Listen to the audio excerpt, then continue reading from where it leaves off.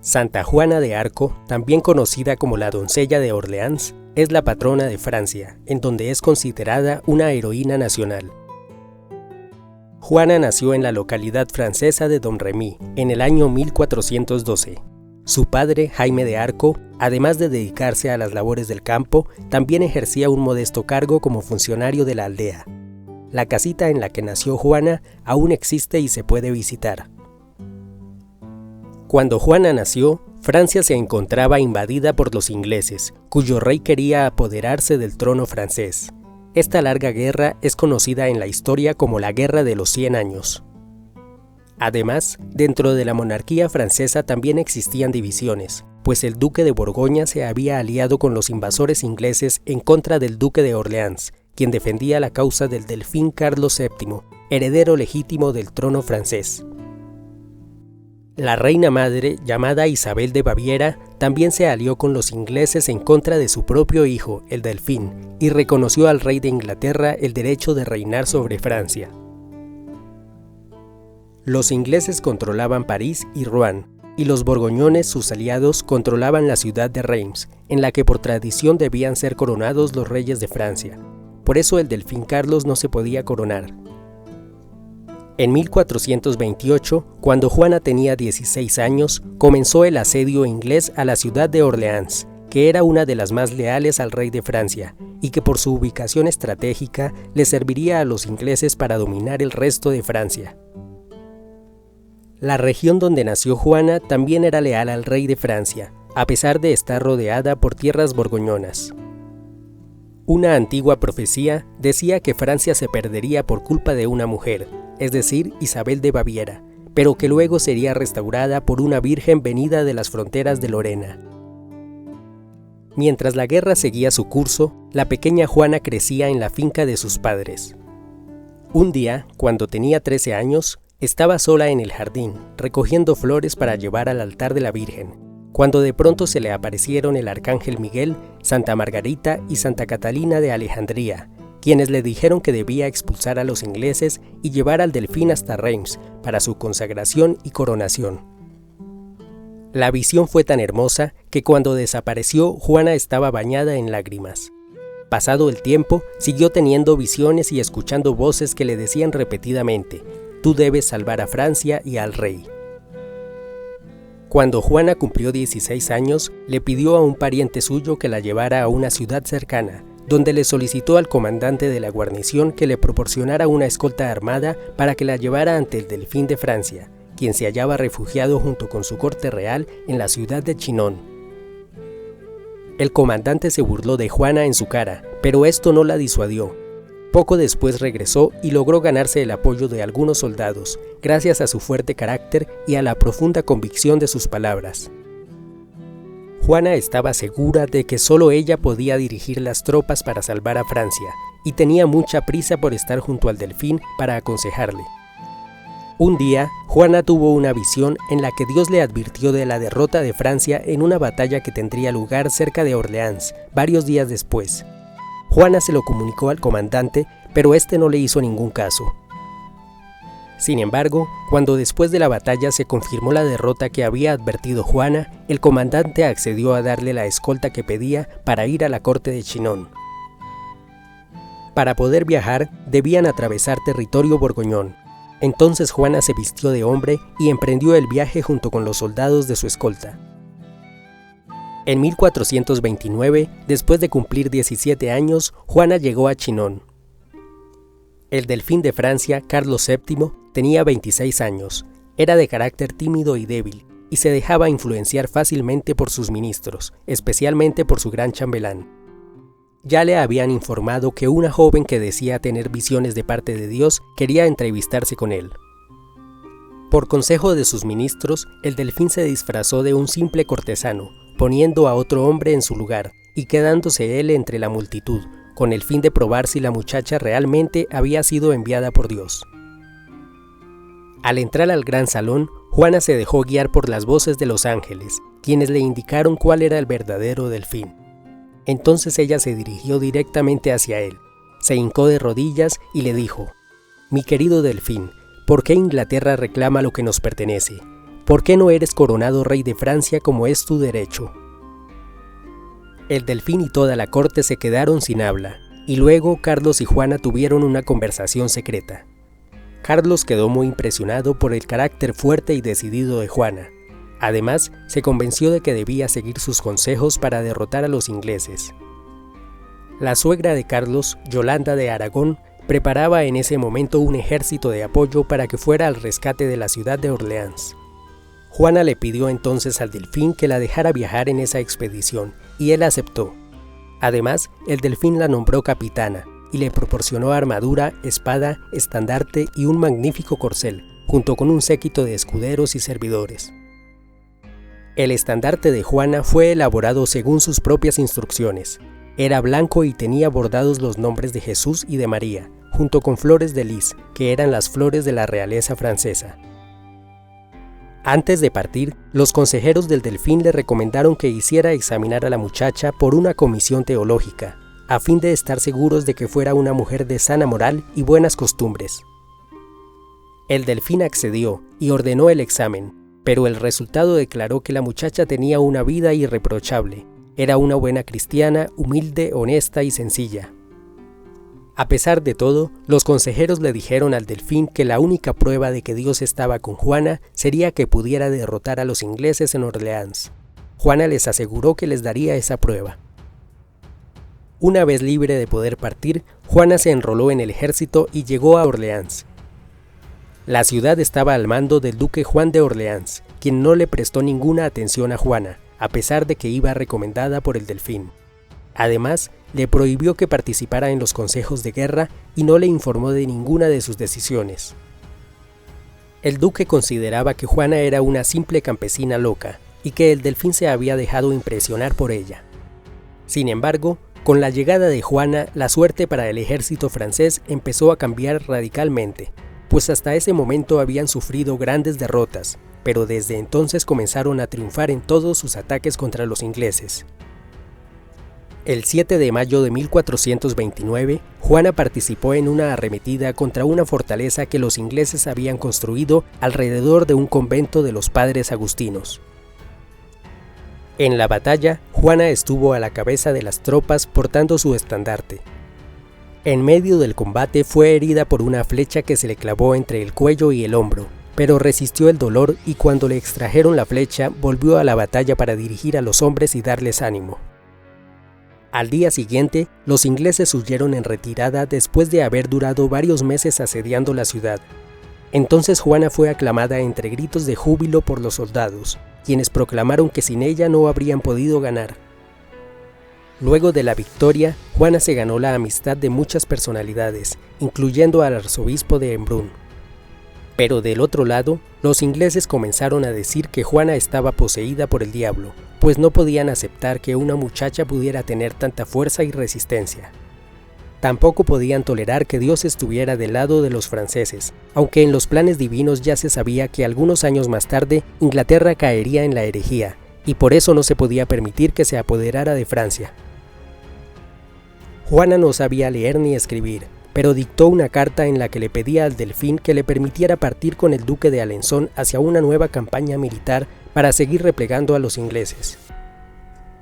El Delfín le dio su permiso, y además le pidió que recuperara los puentes del río Loira que estaban en manos de los ingleses para poder avanzar hacia Reims.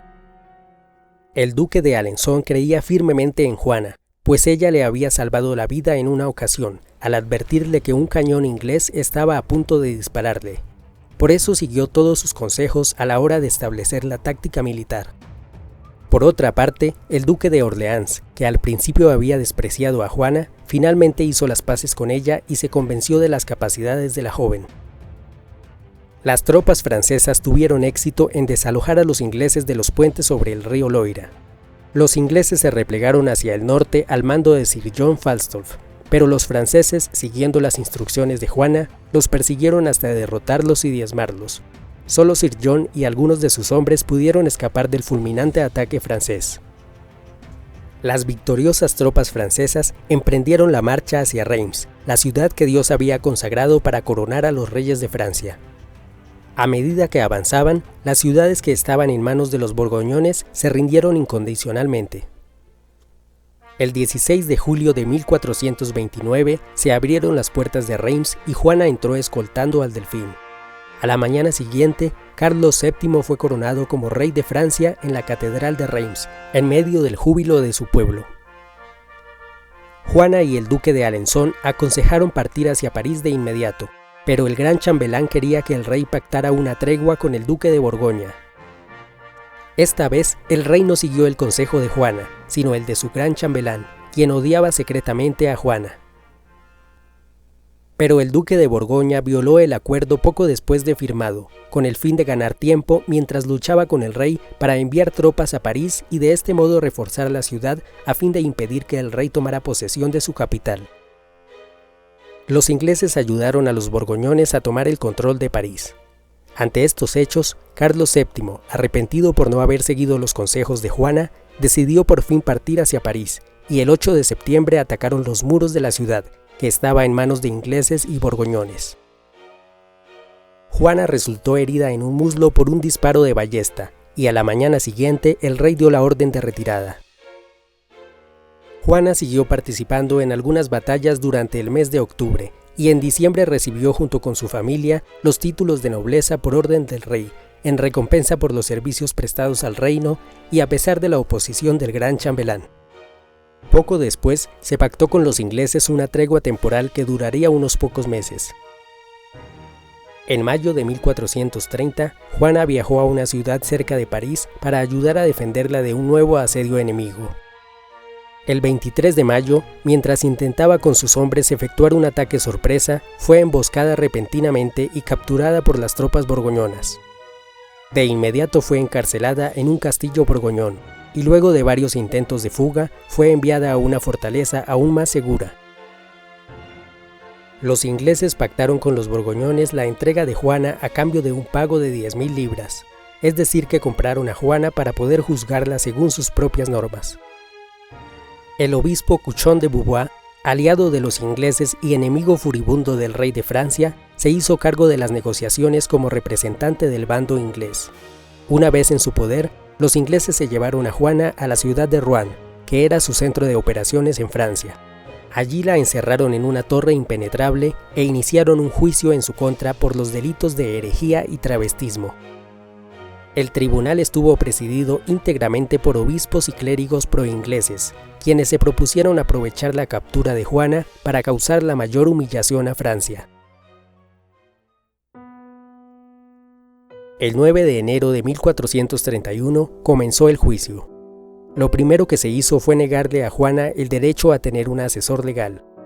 Juana se quejó de que todo el tribunal estaba compuesto por enemigos suyos, y pidió que también participaran sacerdotes que estuvieran del lado del rey de Francia, pero su petición fue denegada. A pesar de que el viceinquisidor de Francia se opuso con todas sus fuerzas a que el juicio se llevara a cabo, pues saltaban a la vista las injusticias e ilegalidades del mismo, los ingleses lo amenazaron de muerte para que cooperara. También el fraile dominico Ysan Mart fue amenazado por los ingleses para que diera su aprobación inquisitorial. A pesar de que el tribunal le hizo preguntas teológicas muy difíciles a Juana, ella las respondió siempre con certeza y mucha inteligencia. Los que la interrogaban se quedaron estupefactos, pues no podían entender cómo una joven campesina y analfabeta tenía tanta sabiduría y firmeza de carácter. Sin embargo, para perjudicarla, falsificaron varias de sus respuestas, y para humillarla aún más, no la pusieron bajo custodia de las monjas, como dictaba la ley en el caso de las mujeres prisioneras, sino que la hicieron custodiar por soldados ruines y violentos.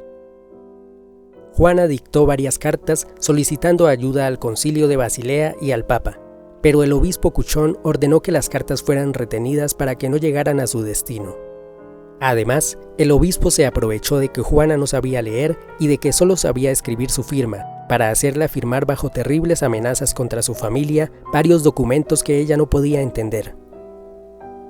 Para colmo de males, una noche un respetable lord inglés entró en la celda de Juana con la intención de violarla, pero ella se supo defender con suficiente fuerza y valor, dejando malherido al inglés. Por esta razón, Juana prefería seguir vistiendo con armadura de soldado, que le daba mayor protección que si tuviera puesto un vestido de mujer. La ley eclesiástica permitía el travestismo solo en caso de necesidad y protección, como el de Juana, pero los obispos del tribunal falsearon los testimonios para dictar una sentencia en su contra. Además, Juana se cortaba el cabello como un hombre, y esta fue otra causa de condena para sus enemigos, a pesar de que los sacerdotes del bando francés nunca le reprocharon esta costumbre cuando estuvo con ellos.